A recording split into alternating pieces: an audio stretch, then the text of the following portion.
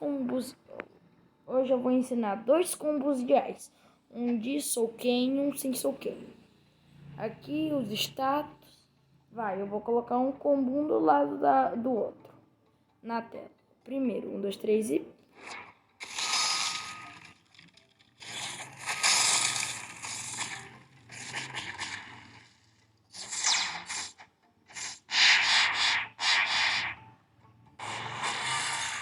O primeiro, se você acertar tudo, é hit kill. Mas se o cara saber jogar bem, ele consegue escapar. Eu não sei se é easy escape. Mas o segundo combo agora, que não precisa de Soulcane. Você só vai precisar desses 3 negócios aqui. Primeiro, fazer o segundo combo.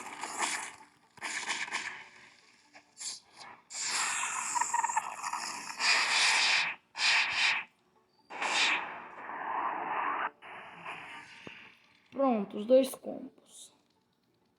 Aí agora, tá aí, eu vou deixar um do lado do outro. Falou, galera, até o próximo vídeo e tchau.